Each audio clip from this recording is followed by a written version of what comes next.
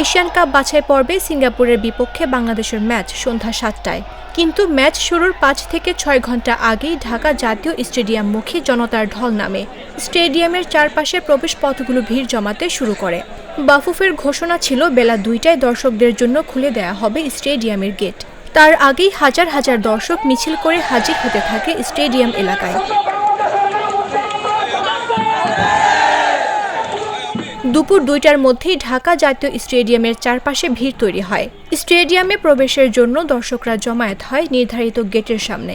আধা ঘন্টা পর দুপুর ২টায় দর্শকদের জন্য খুলে দেয়া হয় গেট। সবচেয়ে বেশি ভিড় ছিল স্টেডিয়ামের ৩ ও ৪ নম্বর গেটের সামনে। ওই আসিফ মাহমুদ একটা কথা বলছিল যে আমাদের প্রেমটা হচ্ছে ফুটবলের সাথে, বাট বিয়ে হয়ে গেছিল মাঝে ক্রিকেটের সাথে, আবার ডিভোর্স হয়ে ফুটবল মাঠে চলে আসছে। বায়তুল মুকাররমের দক্ষিণ গেটে মূল সড়কে দাঁড়িয়ে বাংলাদেশ ফুটবল আল্ট্রাস স্লোগানে মুখরিত করে রাখে। বাংলাদেশ ও সিঙ্গাপুর ম্যাচ ঘিরে আলোচিত দেশের ফুটবলের এই সমর্থক সংগঠনটি। তারা বেশ কয়েকদিন বাফুফে ভবনের প্রধান ফটকের সামনে অবস্থান করেছে টিকিটের দাবিতে। সারা বছর ফুটবলকে সমর্থন জুগিয়ে যাওয়া এই সংগঠনটি প্রত্যাশা অনুযায়ী টিকিট পায়নি বাফুফের কাছ থেকে। গেট খুলে দেওয়ার পরপরই দর্শকরা ঢুকতে থাকে গ্যালারিতে। ১ ঘন্টার মধ্যেই গ্যালারির আসনের অর্ধেক পূর্ণ করে ফেলেন তারা।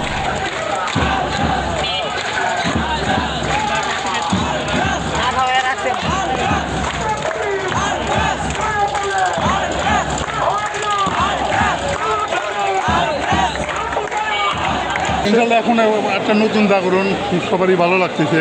এরকম তো আমরা চাইছিলাম যে এরকম একটা হোক। আপনার কি মনে হয় যে আমরা ক্রিকেট নিবার হয়েছিলাম, কিন্তু ফুটবলটা নতুন করে একটা